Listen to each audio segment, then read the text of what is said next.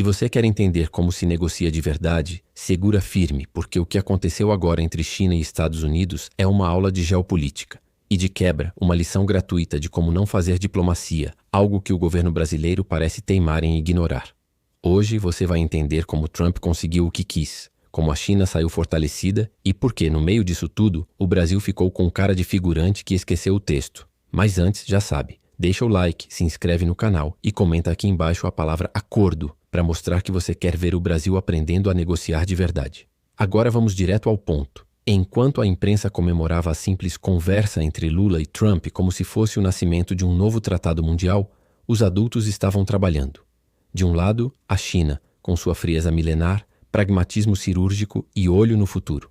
Do outro, Trump, o empresário que nunca foi diplomata, mas que entende de uma coisa que falta na política brasileira: poder de barganha. O resultado?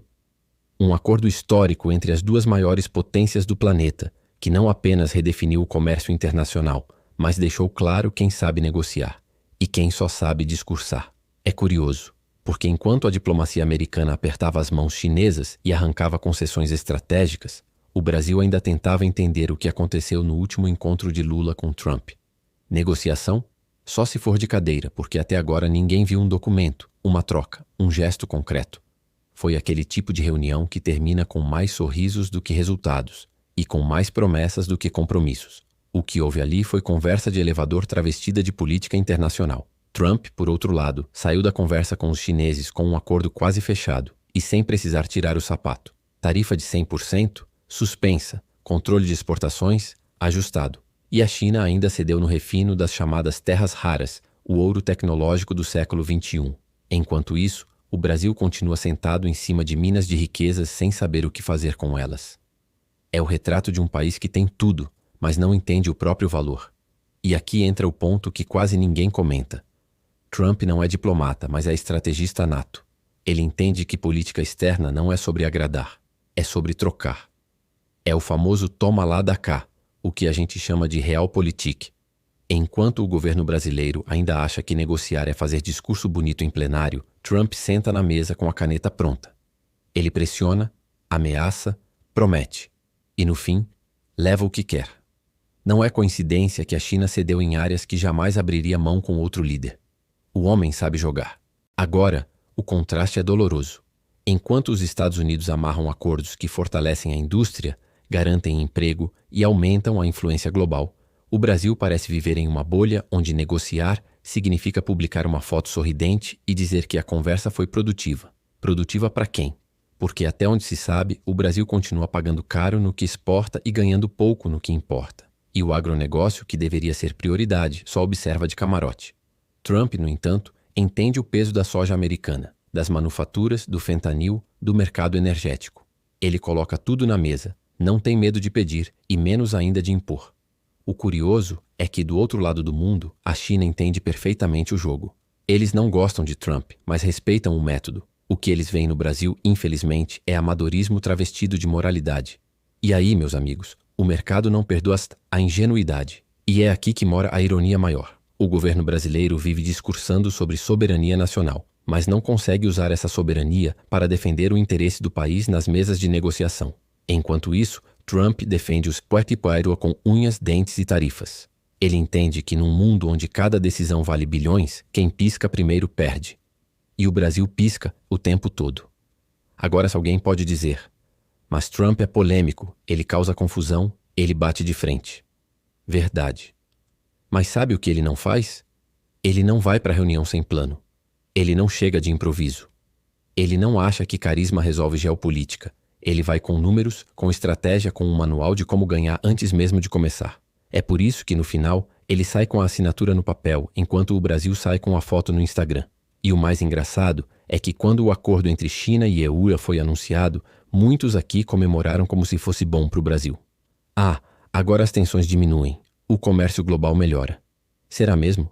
Porque o que o acordo realmente faz é fortalecer os dois gigantes e deixar o Brasil ainda mais dependente. A soja americana volta a ser competitiva, as exportações chinesas se ajustam e o Brasil perde mercado, perde poder e perde relevância. Mas é claro, o governo vai dizer que está tudo bem. Afinal, o diálogo foi aberto. Diálogo não paga conta, meu caro. Essa diferença de postura é o que separa quem lidera de quem segue. Enquanto Trump usa a diplomacia como ferramenta de resultado, o Brasil usa a diplomacia como palanque. E é exatamente por isso que, enquanto os iponeais e a China se sentam à mesa como iguais, o Brasil entra de bandeja. É o velho complexo de vira-lata disfarçado de discurso progressista. Mas sabe o que mais impressiona? É ver como ainda há quem defenda esse tipo de amadorismo. O sujeito olha para um acordo histórico entre as duas maiores potências do planeta e, ao invés de pensar o que o Brasil poderia aprender com isso, prefere dizer Trump é autoritário. É o tipo de comentário que mostra como a gente ainda não entendeu o jogo. Política internacional não é sobre quem fala bonito, é sobre quem entrega resultado. E resultado é o que o Brasil não tem. O país continua isolado, com um péssimo ambiente para negócios, exportando commodities brutas e importando produtos industrializados. Enquanto Trump e Xi Jinping trocam concessões e se fortalecem mutuamente, o Brasil tenta convencer o mundo de que está de volta ao cenário global. Está sim, de volta ao papel de figurante. Mas ainda há tempo.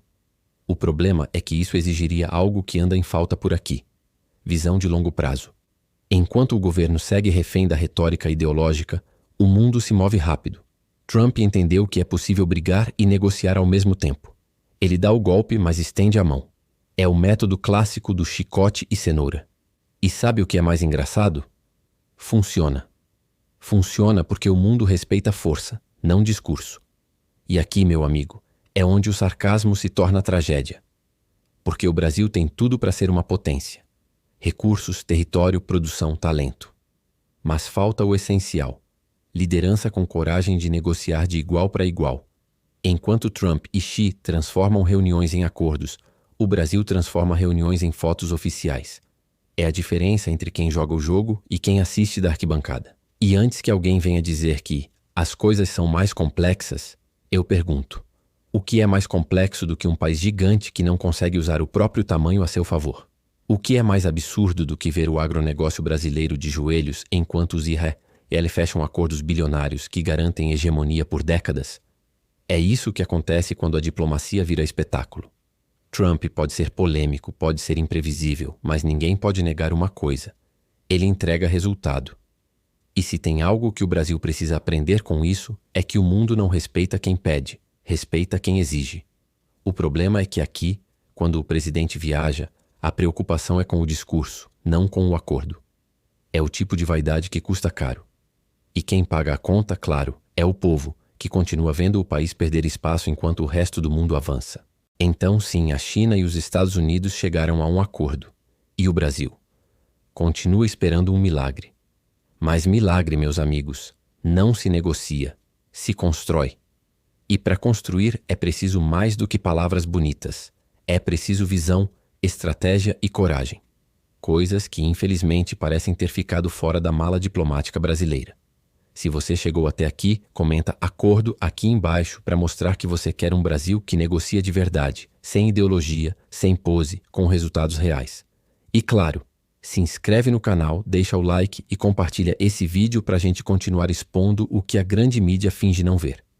Enquanto o mundo joga xadrez, o Brasil ainda está tentando aprender as regras da dama. Até o próximo vídeo. E lembra, aqui a gente fala o que os outros têm medo de dizer.